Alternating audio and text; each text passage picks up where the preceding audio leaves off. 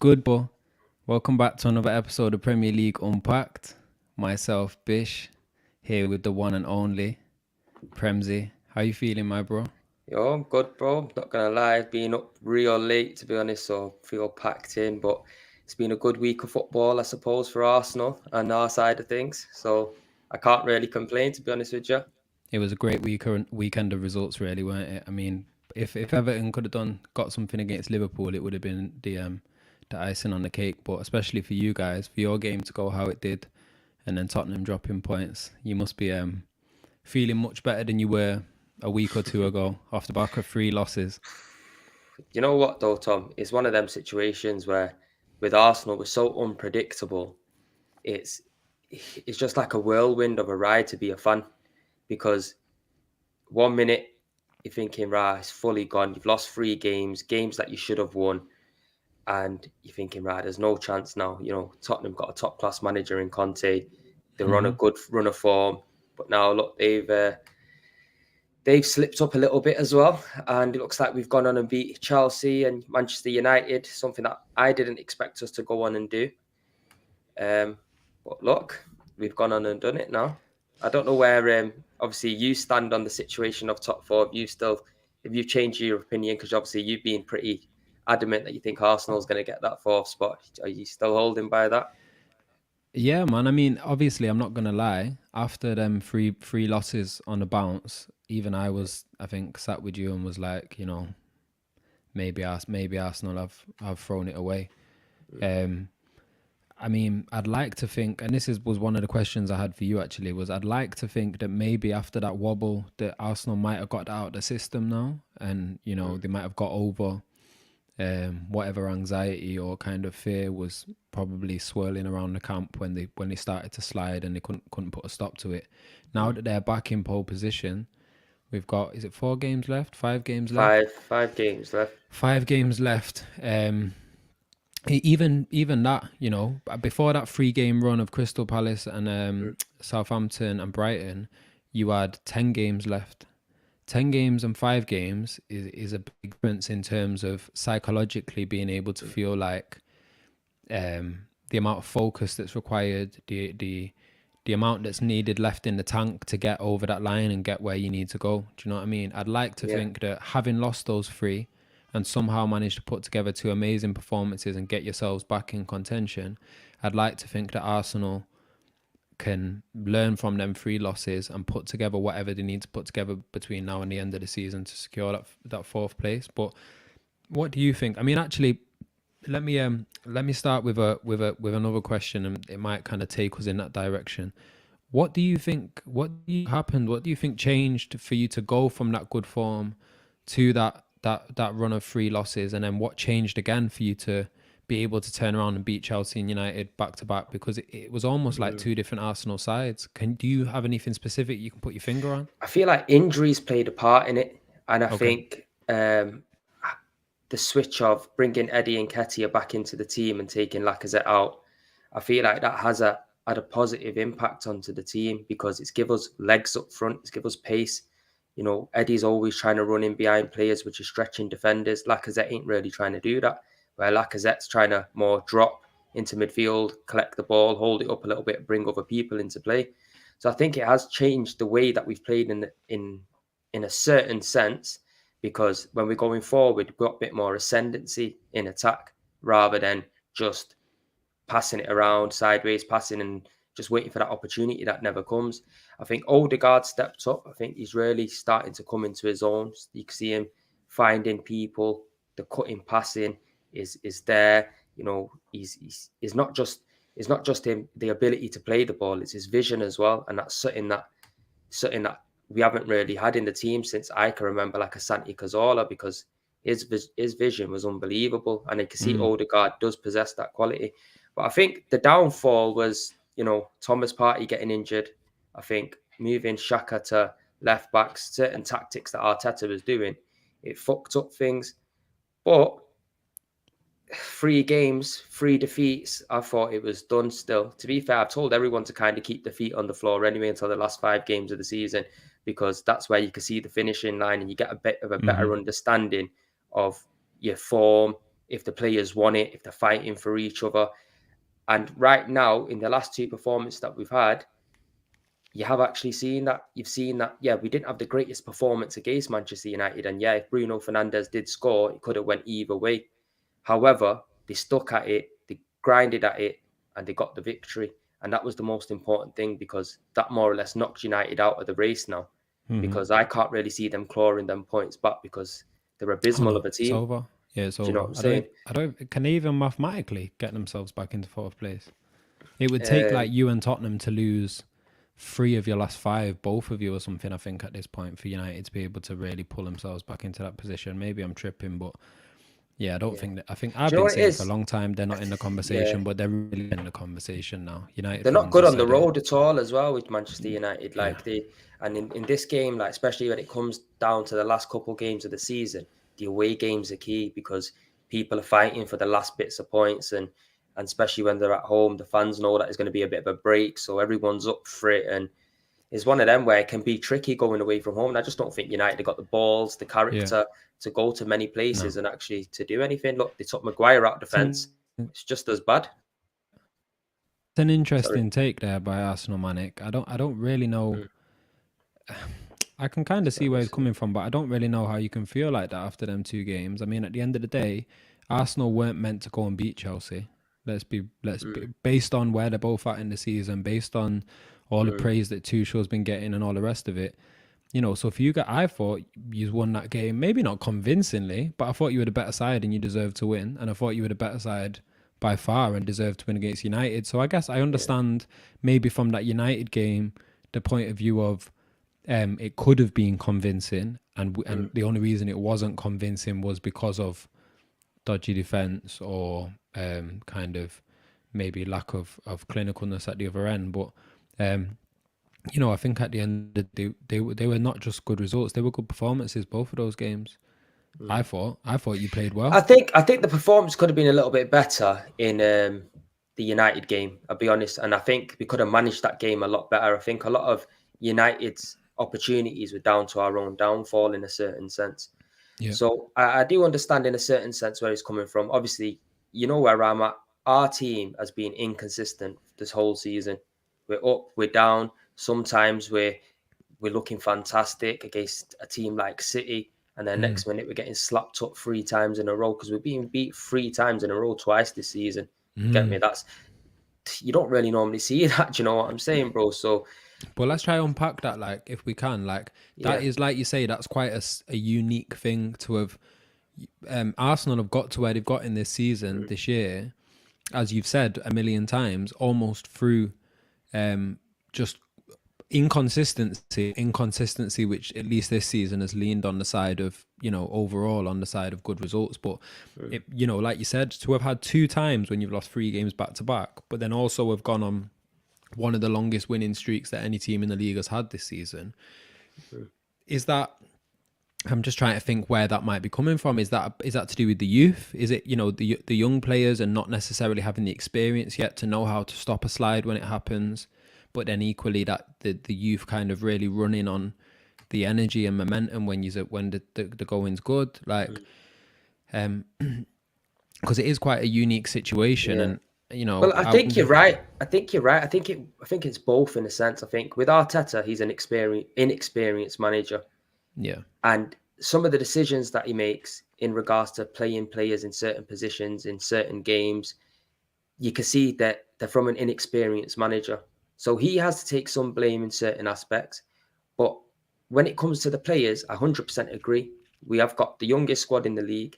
There's a lot yeah, of young players in there, and the experience that we have got isn't really winning experience, if that makes sense. The experience is like a Granit Xhaka, you know what I mean? A Mohamed yeah, Al Nene, do you know what yeah, I'm saying? Players of that kind of caliber, Lacazette, these men have not even mm, seen what Champions League is in the last 5 or 6 years, you know what I'm yeah, saying? yeah, yeah, So I think that it does have a effect on the way that the team is balanced. But I feel like if you have a good manager and a manager that has a clear plan, like it doesn't matter. See, with Liverpool and with City, if a player goes out or a player comes in, that player comes in and they know their job. Does that make sense? For yeah, example, against United, Tavares, he got the goal. But yo, bro, I'm telling you now, he looks like a man that's just playing 11 aside on Sunday League that doesn't even know his position. And you're the Yeah. manager sticking it on him and telling him, yo, stick to your position. Yeah. Because it's a bit mad. Like he looks reckless. But then again, is that just Arteta saying to the players, be free and do what you want to do? Or has he got a clear plan? Because if you got a clear plan, you won't be seeing a man running wild like that. Yeah. So I think it's about maybe having a clear plan, sticking to the plan, bringing some experienced players in. If we get that Champions League spot, Tom, that'd be massive for Arsenal because we've been out of it for a long time. Obviously, it shouldn't be the be all and end all because it's far from it. At the end of the day, we should be challenging for titles because that's the aim of this competition is to go in and win it, not just participate. However, if he does get that fourth spot and we can get them experienced players like, Gabriel Jesus, experienced in the Premier League, I wouldn't mind taking him at all. I think he'd be a good addition to Arsenal. I still think we would need another striker because he's not going to be enough, a different option, something where the game's not going in your favour. You can bring on an option off the bench, someone maybe a bit taller. Arsenal bang in thousands of crosses, you get me? We just don't have nobody to accommodate them up front. So I'd like to see somebody that can do that. But yeah, man, to be honest with you, last 5 games are here now, Tom. So I'm actually looking at it now because this is what I've been saying throughout. Last 5 games, see what position you're in, and then take it from there. And I think realistically, like my fellow said over here, you can see Tottenham dropping points against Leicester and Liverpool, which is possible, very possible. Obviously, Liverpool, I can see Liverpool winning that game, but you can never write Tottenham off. They went up to City and done use lot, so you can't say that they can't do it. But it's just if they could get 2 draws in them games or lose to Liverpool, draw against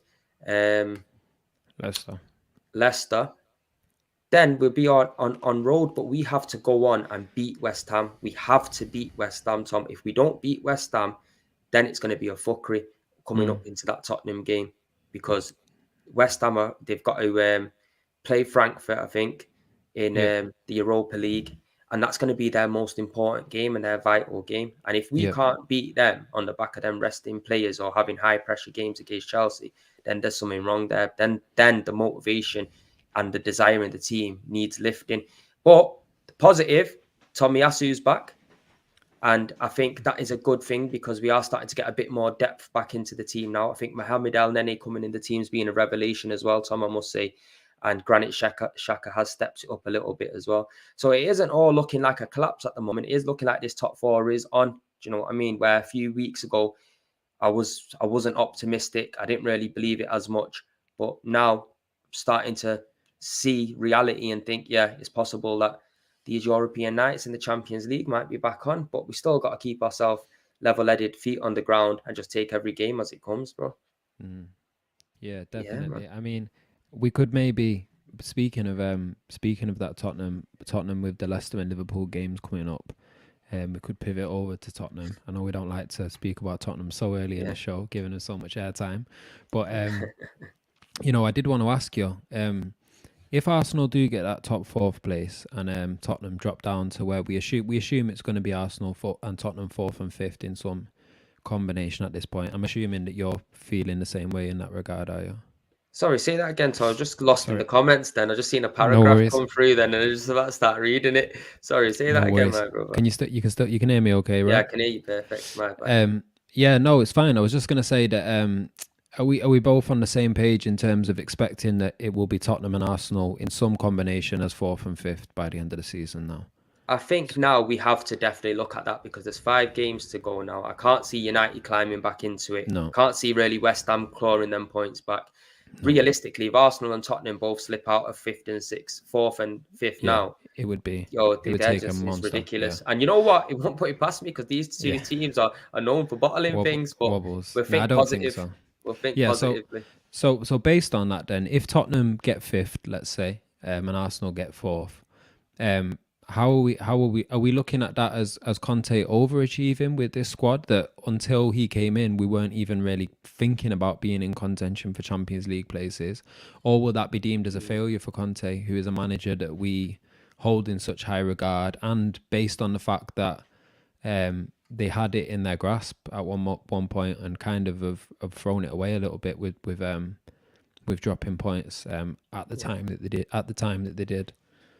I feel like with the Tottenham situation is a bit of a sticky situation because I feel like what he came in and was promised, he didn't get. And I think you could clearly see that within the press conferences, the defeats that was happening. He was clearly just saying as it was. And with Daniel Levy, obviously, he's that kind of guy that he ain't giving you money unless he's making some sort of money or you are getting that Champions League football. Now, with Conte, he come into a Tottenham team. Yeah, I wouldn't say that they've got the greatest squad at all because it does need a lot of work. But they have got two world-class players in my eyes in Son and Kane. And them two players can get you over the line in a lot of situations. Mm-hmm. They've got a world-class manager in Conte himself. So if he was to get top four, I wouldn't say it's overachieving because it's something that you would expect a top manager to get. And like I said, as you know where I stand with Conte, I think he's a great coach. Personally, one of my favourites. And I just feel like if he doesn't get top four, he won't stay at Tottenham. I feel like he'll end up going to PSG. Maybe Poch might go back to Tottenham. And I think that's how it might work. But whether, Conte would work at PSG and the players that are there, that's another thing. But I think the way he'd see it, if he doesn't get top four, I think himself personally would see it as a failure because not within himself, but because of the backing. Because he brought in January, two players, that Kulusevski, that Bentancur. And since he has brought them two players in, it's rejuvenated things at Tottenham. They started picking up points, started to get back into the conversation. Before that, they were mid-table. So yeah, it's a bit of a sticky situation. Obviously, I'm not 100% sure where you stand on it, but I just feel like with Conte, it's his first season, so it's a bit hard to judge him. I think once he gets this summer in, brings his players in, I'm not 100% too sure which one it is or not. I don't know, bro. I really don't know. I'm lost with Conte because I wanted him at Arsenal in it, so I just don't even like speaking about him when it talks about Tottenham because I can see him becoming a real force. If he stays at Tottenham and gets financial backing, best believe Tottenham will end up shining because this guy is no joke of a manager. Best believe that. Obviously, his system might not be great, but he's no joke of a manager. Antonio Conte, look at him. There he is. Do you know what I'm saying? Look, means business. Yeah. I mean, for me, I think he has done a good job over there at Tottenham to get them in that conversation with Arsenal. I think it is easy for us to maybe hold Arteta, someone like Arteta, to a harsher standard than we're holding Conte to. I mean, I understand some of the reasons for that. Arteta's had a longer time to build this squad. He's had more opportunity to kind of put his stamp on it. Hey, I was about to say, I seen Saracen's comment. I like he edited his maths in the comment after that and realized that 70-40 was 110%. But yeah, I think for Conte, a bit like when Arsenal were in that fourth spot a few weeks ago, and I said to you that by throwing it away, it would almost be deemed more of a failure than if Arsenal had never got into the top four this season and finished fifth. Because once you've got there, and once you've got yourself in pole position to take that fourth place, with so few games to go, as a top manager, I think to some extent it is a failure to let that slip, regardless of what you've done beforehand to get into that position. Once you're there, as a top manager, you take hold of that by the scruff of the neck and push it home. Now, at the end of the day, he didn't have the players to do that. And like you said, whether he'll stay beyond the end of the season, we don't know. But I think it is easy to glamorize a manager like Conte because we do love and appreciate what he's done before in the Premier League, and maybe let him get away with not getting that top four spot, and like you say, kind of being like, well, it's because he hasn't had time to buy players, or it isn't because of the backing. But then we come down so hard on Arteta if he wasn't to get that fourth place. So I think for either of these managers, if they don't get that fourth spot now after being so close, it is to a small degree at least a reflection on them and how well they've done in that position. What's Milo saying? If Liverpool get either, I don't even know who Shoemini is. I know who Bellingham is. Yeah, it's curtains for all of us. I'm a Chelsea fan. City and Liverpool are just levels above us. I mean, and that's facts right now, bro. And it's City and Liverpool, probably the best where do two you want to teams go in the world first? right now. Those two. Do Do you want to go I to just City want, I first, or just do you want to want to go to ask you Liverpool? one question first about Gabriel Jesus. Obviously, you're a City fan. You're a City Yep. man. You've seen him for so many years. hmm Tell me, if we was to sign him, how would you feel, first of all, him leaving and coming to Arsenal? And second of all, what would we expect from him as an Arsenal fan? Is he going to come and deliver us 20 goals plus a season if he's starting week in, week out? Is that possible? So first of all, I'll answer those questions kind of back to back. So first of Yeah. all, I really like Jesus. I think for most City fans like him, and it's not to like him, because one thing you do get with Jesus every week is you get a lot of effort, a lot of running, a lot of discipline, and often we use them descriptive words to describe a player that's maybe lacking in some other areas, but he absolutely isn't lacking in quality, in goal threat, in other things.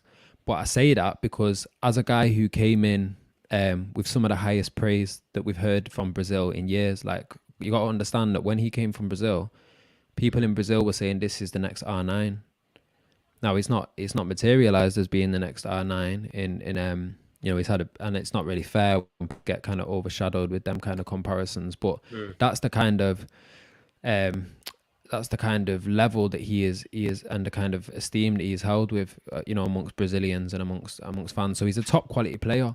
But why I mentioned first his discipline, his effort, running, is because he could be an out goal scorer that comes to another club like an Arsenal, and if played in a different system and played as a sorry, my daughter doesn't seem to agree. She wants Jesus to stay. Yeah. City fan, I eh? think yeah, Jesus, in a different system, and like we've seen at Brazil, or like we've seen before he came to City, can be, a focal point and an out goal scorer. But what's happened is he's come to City, and he's never complained at playing this very specific kind of role in Pep's system. He's often been out wings, obviously in this kind of front three that City have kind of interchanging, but he's often played roles that aren't necessarily always putting him in position to be the guy that's scoring all of the goals. He had to kind of share that position, and then also had to share it with all of the other players that Pep likes to play in that space. So Yeah. there's been plenty of big games where there's a De Bruyne or a Foden or a Bernardo Silva playing down the middle, and he's either not playing or he's playing out wide, and he's never complained. He's never strayed from what he's meant to do. He's in that sense, I think he's a A top class model professional. professional. Yeah. Yeah, but then what we've seen last weekend was when he's in the groove, and when he's in a system where he is the guy that's meant to be there when that final ball comes in, he can score 4 goals for you in one match. He can't. He's a brilliant finisher, and I think he's in a lot of ways when I say he's a total player, I don't mean he's a total player that is matching the levels of total player of, like, elite. It's kind of like a De complete Bruyne's. striker in But a I sense. mean, he's a complete striker and he can do a lot. And in this modern game and in a system, in a team like Arsenal, I think he'd fit brilliantly, because could have him as their main guy down the middle, but actually he has the ability to drift out and open space for Saka to cut inside, or open space for someone to cut in from the other direction. I think he'd be a loss for City if he goes. I understand if City are, as we suspect, going to go out and buy Haaland, which seems to be growing conversation that Haaland's probably going to end up at City in the summer. If that is what's going to happen, then I would understand Jesus moving on. I'd be sad, but I think he'd be an amazing addition to Arsenal. And I think that if he came to Arsenal, I think we'd see a different Jesus, which is why it's hard for me to say, based on how he's been at City, how at Arsenal, because I think the demands of him at Arsenal would be different, and he would be, for me, barring Saka, he would be the guy at Arsenal in terms of, and even past Saka in terms of experience, in terms of having done it in the biggest games, played in the biggest games, played with the best players. I think he'd be an amazing addition for Arsenal, and he's a long-term investment as well. This guy's a guy that's still young. You could build about 25, ain't he? Something like that. If you imagine you had Jesus and he comes in and he fits well at Arsenal, and now you've got Jesus and Saka, and whether it's Pepe out on that other wing, whether it's Martinelli, all of a sudden you got, if you can get a front three like Liverpool have with Firmino, Mane, and Salah, where they had three really top quality forward players that were all young enough that you can then get a 4, 5, 6 year run out of that consistent fire front three.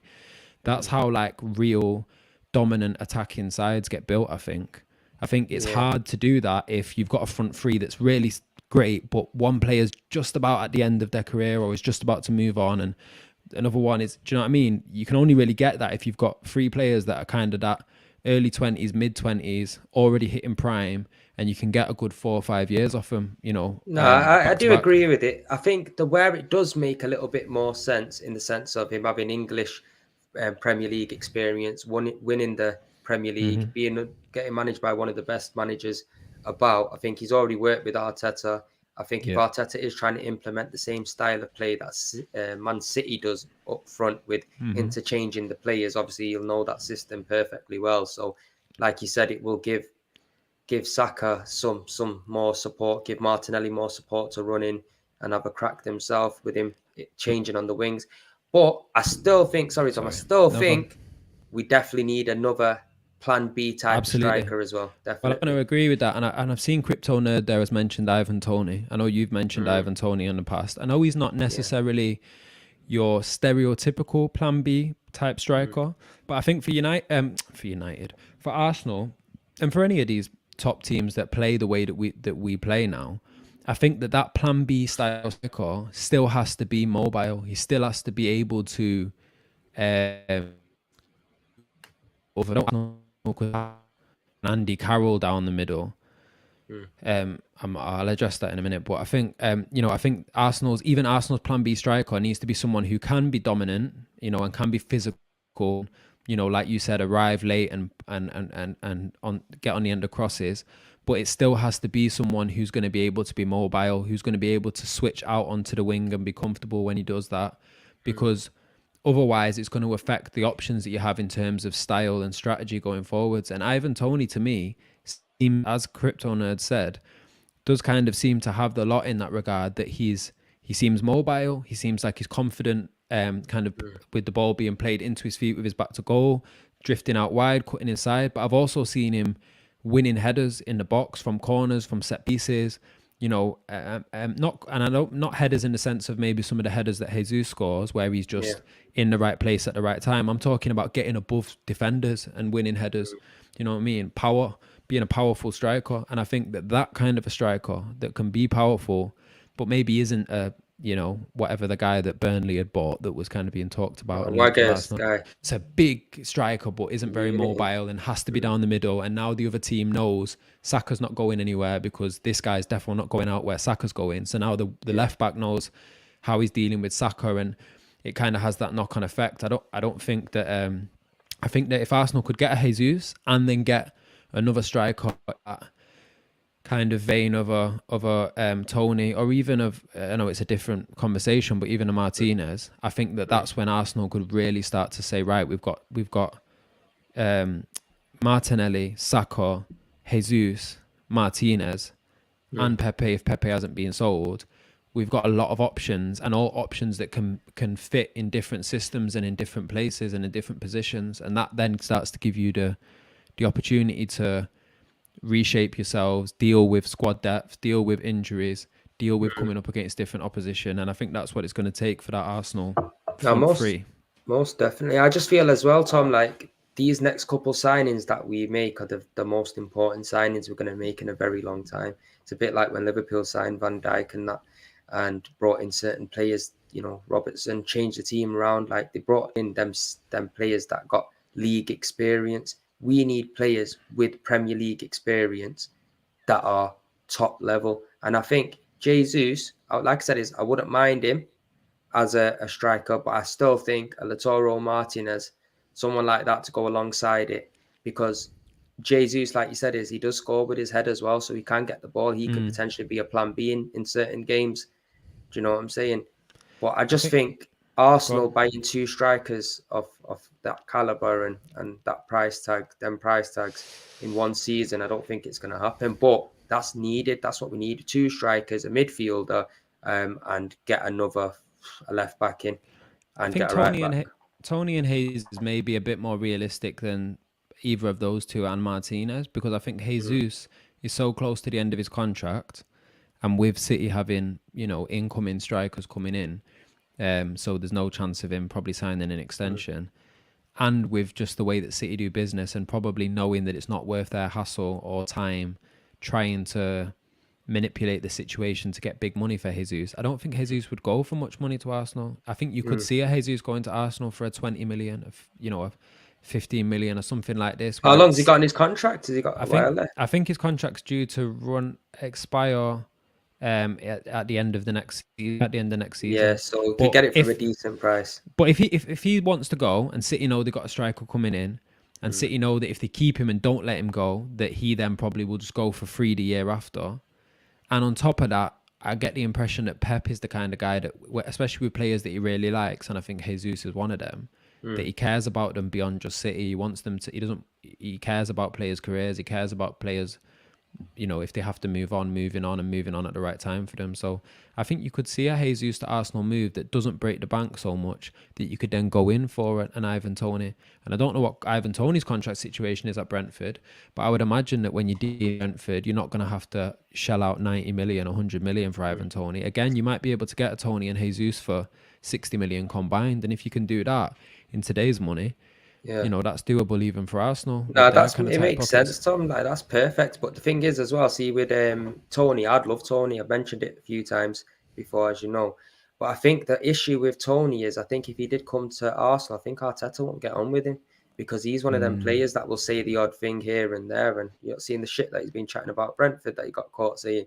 Do you know what I'm saying? So it's like one of yeah, them players. I just don't want another case of a player coming in and then it all just going tits up and we're not getting the best out of yeah. him and all of that. But yeah, I agree with you 100%. I think that'd be perfect. You've got two players like that in, could get another midfielder in, definitely get to another right back for Tomiyasu cover and another left back. I'd say we should be all right, to be Yeah. honest with you. But yeah, Tom, I just wanted to get your opinions just so before moving on to the next thing, and that Yeah. is this penalty. What do you think? Do you think Anfield is becoming like Old Trafford now? And they're getting Fergie tactics done and whoever plays there, because to me that's a stonewall penalty and that could potentially change the game in a derby. I don't know where you stand It on was it. sick. It was sickening information that, because I watched the game. I was proper rooting for Everton, not just because I wanted Liverpool to drop points, but as you can probably tell on this channel from other times, I really do like Everton. I like Lampard, and I'm rooting for him, and I don't want him to go down. Um, and I felt like up until that point in the game, Everton at very minimum deserved to be still at 0-0. If not, okay, yes, Liverpool were the team that were attacking, but Everton were defending Mm, resolutely. And actually, the fall of chances weren't like Liverpool were, get breaking through every other minute. They were struggling to break them down. mm. And for me, everyone's talking about that penalty decision, but it's not just that penalty decision, because Mane was, let's be realistic, Mane was lucky not to be sent off. Poking a man in the eye and that, you see Listen, it? listen. When you watch that back, for anyone that didn't notice this, watch that clip back, yeah, and watch. It was Holgate in it that he poked.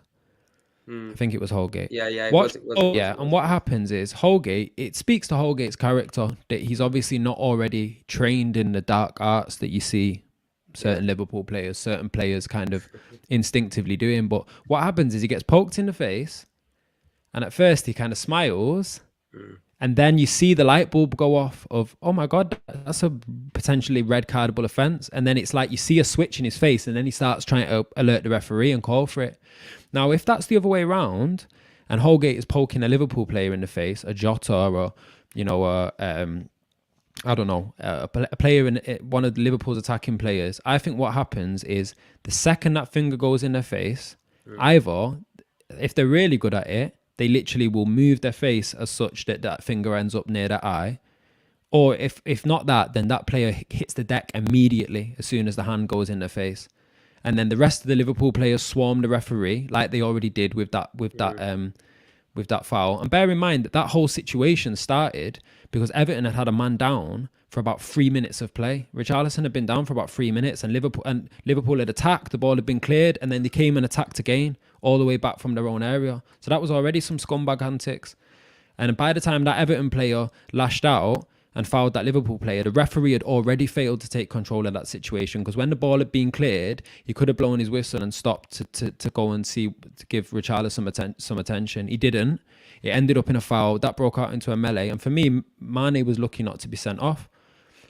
Then off the back of that, for that penalty decision, it's a stonewall penalty, and we've really got to ask, let's be honest, if Salah was bursting into the box at the other end and that was Holgate behind him, is that penalty getting given? And I think, you know, maybe some of the Liverpool fans in the comments might be in denial, maybe not. I'd like to see how honest they are. But I think most people are going to say, yeah, that penalty is getting given. Not just because of the cop, but because of, I think, the idea that you would assume that Salah must have been fouled, that the defender's going to foul him because they're trying to stop him. And at the other end, you have this idea in your head that Liverpool defenders are so capable and that the Everton attack is so incapable that you almost expect that the Everton player may have been trying to go down because he didn't believe himself to be able to get through and score. But you watch that back and it's a stonewall penalty, and it's not the first time it's happened. City about dirty bastard Mane, bro. Dirty bastard, bro. I'm telling you, bro. I was surprised he ain't got knuckle dusters down his pants and that, bro. So down, he's always at it, bro. And there's no retribution, kind of no retributive kind of action for Mane. He's not going to get a ban. And rightly so, there's no point in going back and giving someone a ban for a poke in the face. But at the time, if we're talking about consistency, he would have been, if that was an Everton player, they would have been sent off. There would have been a penalty at the other end. City have had some terrible decisions this year that have gone in our favour at the Etihad. But I think the difference is terrible decisions get given. They get given all over the country in all different grounds. But if you've been to Anfield, or if you've watched a game at an Anfield, you've seen what the atmosphere is like. You've seen how those people back the referee, and that's a Klopp thing. Pep's players don't do that. You'll see Pep's players don't swarm referees in the way that Liverpool players swarm referees. So yeah, I agree with Marcel.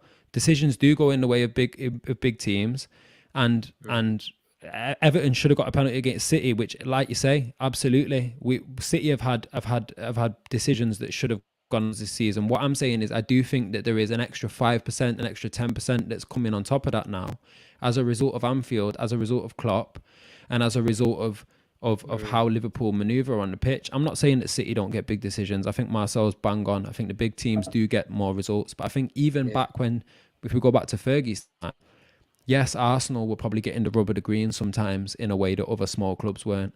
But there was a culture that Fergie was able to create with the way that he spoke about referees, with the way that the atmosphere was at United. You didn't get no rub of the green. Your Fergie had that man in his back pocket, mate. I'm telling you. No team ever feels like they've got the rub of the green, but I'm sure there's other teams that felt like Arsenal got the rub of the green sometimes. But there was a culture that Fergie was able to create, and it was conscious. When Fergie used to speak out in certain ways about referees and go to the referee's dressing room after the game and all of these things, that wasn't accidental. It was about trying to apply this pressure. Had Everton got that pen and scored against you, we would have been top right now. Absolutely, you bang on, and referees shouldn't be. But you know what, Tom? Let me just say as well, yeah. Let me just say, see, with this situation, yeah, I think it's something we're gonna have to live with, because the bottom line of it is these referees in this league are fucking idiots, mate. It's true, and they've got no backbone. Absolute fucking idiots. Did you see that Italian ref the other day? Was it in Italy? Where he just sent about 3 men off in about 2 minutes. He sent the first guy off that wasn't even a red card, and then someone came over to him, like in his face arguing, and he just whipped another red out and sent him off as well. Yeah, certain and people he didn't even care. Around, just sending man off. And these what I send these referees to train with the fucking teams. Are they mad, bro? Do you know what I'm saying? Like, so they can get bribed and that. Like, this is England. You get me money talks down here. Do you know what I'm saying? Like, it's bullshit. But I just think going on to the Everton situation, bro. Like, these men are facing relegation, bro. Like, you can't they're not light decisions in massive games like that. You gotta get them right. And if you ain't getting them right, best believe you want a new job, mate. I'm telling you, because these men, like I said, bro, in the Premier League, I don't know who conducts these. I don't know who regulates them. I don't know what's going on. But these men are a joke, bro, because, bro, if you watch any of the Arsenal games, bro, our players can literally be on the floor with a broken leg, and it'll go to VAR to see if the leg's broken. Like, it's a mad thing. Like, bro. Let me remove my City bias for a second, because Marcel's probably right. It is a bit of City bias that I'm, as riled up as I am when, it's easy to forget about that Rodri handball, even though I felt disgusted at the time, because that was a clear as day handball as well. Yeah. But What I would say is that if we take it off City for a second, yes, you're right. If Everton had got that penalty, then City wouldn't be top anymore. But if Everton had got both penalties in both of them games, they might be 4 points clear of the relegation zone right now. And that's the real travesty of it, is that at the end of the day, City and Liverpool both went on to win them games, and it hasn't really affected the title race. Because like you said, if it had been given in both games, both would have dropped points, and who knows what would have happened. But the team that's been on the bad end of it on both sides has been Everton. And there does seem to be a problem with whether it's to do with the atmosphere at grounds, whether it's to do with the culture that managers and players on the pitch are producing. I would argue that the City players don't move like how the Liverpool players do. I think that is a specific to certain teams. Chelsea have always been like that. They'll swarm the referee. Certain teams, that's just, whether it's the emotion or whether it's a thing that's been trained into them. Some teams do that, some don't. But maybe it's actually what we were saying before about, because of the quality gap that's existed now between these teams, that in the back mind, refs are almost thinking in the back of their mind that if Salah goes into the area and the Everton defender's behind him, they're already expecting it to end in a goal. So if it ends with Salah in a heap on the ground and the ball, going away or not going in, the instinctive reaction is something's gone wrong there. As he fouled him, like how could he have got back and tackled him? No one gets back and tackles Salah in them positions. Whereas when it's at the other end, there's plenty of times that you're almost expecting Van Dijk to do the impossible and get back and stop a chance, or same way with a Diaz or something. So I do wonder whether that's almost playing in the subconscious of these refs as well, where, that's a young Everton lad running into the area. I know it wasn't Van Dijk that fouled him, but is there a little bit of, he's almost more liable to expect that Everton player might have gone down easy because he didn't have what it takes to get past him and finish it off and do what he needed to do. At the same, let's see what Marcel had to say.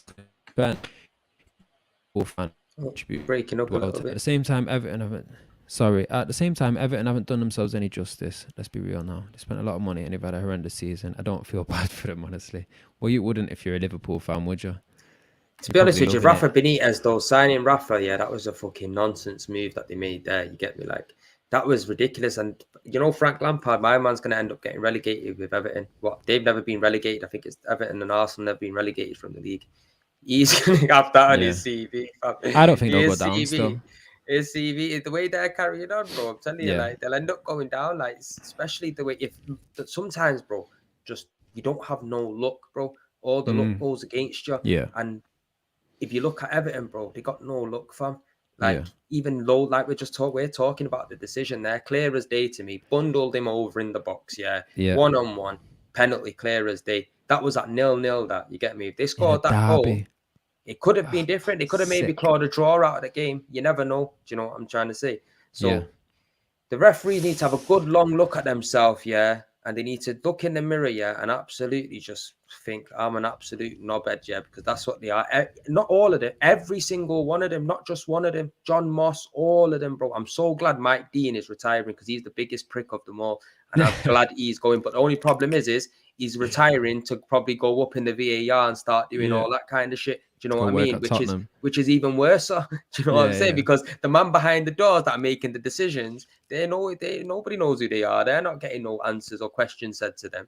So it's all a fuckery. But we're going to look at the top of the table now, Tom. And I just want to ask you, obviously, you said United are going to finish 7th and 8th this season. Let's have a look at this table. See how what are you telling me? Do you think check my crystal ball. What's going to happen? I mean, obviously, United's form is horrendous. As you can see, West Ham's form has been bad the last 5 games, and they've really lost a bit of steam. But like you say, I think their priority has been trying to get as far as they can in their European journey. Yeah. Obviously, it's going to take West Ham to be the team to catch United. I think after West Ham, I want to say in 8th. Is it Wolves still in 8th? I think whoever I can't get enough of it on. It's okay, but I think whoever's in it. I think whoever's in 8th is a bit of a way off now. So maybe I was pushing it a bit by saying United would finish 8th. But on form, you'd have to say that you wouldn't surprise you if Everton finished the season above United. I think that there's no way that they're getting Everton. 5th. I'm not Everton. Sorry. But right, man's taking the piss wishful right thinking. There, Wishful thinking. West Ham. I wouldn't be surprised if West Ham finished above United. But I think even if United finished 6th, what's that? Is that Europa Conference League? Uh, no, Is that that's Europa League still. The 7th is Conference League, innit? so? Why is it only Tottenham that have got them 2 lines next to them? Can you see? It's like 2 lines above. Because they're I think. 5th, innit? I think that's just like the break point. So that's like What did you separates the just? top There's a 4 from. special, some special lines for 5th. Yeah. Nah. So let us know in the comments if you know. I think 6th might be the Europa Conference League. I think that's where they have to play teams from like, I don't know, San Marino and stuff on a Friday night or something. So we're going to be finishing off, Tom. So tell me then. So Yeah. is this? Do you think this is how how it's going to end pan out then? City, Liverpool, Chelsea, Arsenal. How do you give me your top 4 in order? Because we're down to the last five games now. Shit's getting real, and I Yeah, want to know. I'm gonna put my neck out. I'm gonna knock on wood. I'm gonna cross my fingers. I'm gonna do whatever I've got to do to avoid it. Jinxing it. But I'm gonna go with City to win the title. Liverpool obviously to come second. Chelsea I'm top 4 is gonna be as it is. Top 5 is gonna be as it is. And I might just because I can't stand United, I'm just gonna put my neck out and say that they're gonna drop below West Ham and finish 7th. Yeah. So I think that the season's going to end as it is, but with United even lower than they are now. That would bring me a lot of joy. Okay, so just going to the bottom of the league now. Look, that's where Everton are right there, bro. Yeah, Right there, I've got 18. Everton. Obviously, I've got Everton to stay up still. I know that's hard psychologically now because they've dropped into the bottom 3. Even though, in theory they have got that game in hand. And remember, Burnley were in that position a couple of weeks back where they had games in hand on the teams above them. And we were saying that psychologically, even if you got them games in hand, it's a lot to deal with because you're in the bottom 3. but you know, remember I was saying Burnley have done it, seeing it. I can see them getting out of it, even though they were rock bottom. I hear what you're saying. I just think Everton have actually been playing reasonably well the last few weeks. I think they played quite well against Liverpool. I think in the end, yes, Liverpool 2-0. That can happen when you put in one of those type of defensive performances where you're almost reliant on keeping a clean sheet, and then you're not had the rub of the green with decisions. I know how that can go in a derby day. But the game before that, I think they won the game. Go back. Let me see the league table again. Top or bottom? Bottom. Yeah, so they'd lost the game before that, but they drew the game before that and they'd won the game before that. Sorry. So and I think both of them games they'd put in, a decent performance. I think obviously Burnley have won 2 on the bounce, which seems incredible because when they sacked Sean Dyche, I thought you guys flipping deserve to go down. But obviously they've managed to harness that for a bit of a rebound. But I don't think that ever usually lasts long. When you sack a manager and then you get a bit of a boost the next couple of games, because I don't think that usually lasts. And I think if they do drop back into that bottom 3, I think without that manager there, I think it'll be over. And yeah, I agree.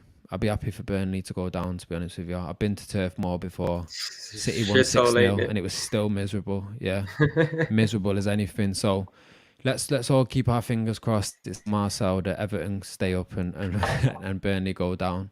No, I think that's fair. I think Everton might have a bit too much in the locker. Look, at the end of the day, they've got better players than Burnley in it, so you would really expect them to to stay up. Yeah. But people, that's the end of the stream, end of Premier League Unpacked episode 10. People, thank you for everybody who's new, who's subscribed, everyone that's commenting, getting involved. It is really appreciated. And obviously, if you're new, make sure you're hitting the like button and you're subscribing. If you got anything to say, Tom, before we go? No, just like you said, we appreciate everyone that's checked in today, everyone that's in the comments. Big up Marcel, for that little back and forth on Liverpool. I think someone else up there was giving me my praises, and you didn't pin the comment. Yeah, Crypto. Oh, where? Sorry, I didn't even see. Said you got to rate Tom a proper unbiased City fan, spot on in every way. But in fairness, there we go. Yeah, there's your. You know what I mean. But I wanted to say I was ready to get super biased, and it was Marcel that caught me out when he flagged up that Rodri handball. So we do appreciate you guys in the comments messaging.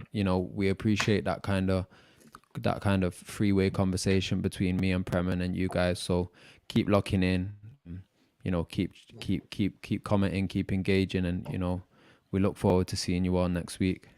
Peace out, people. Bless Premsy.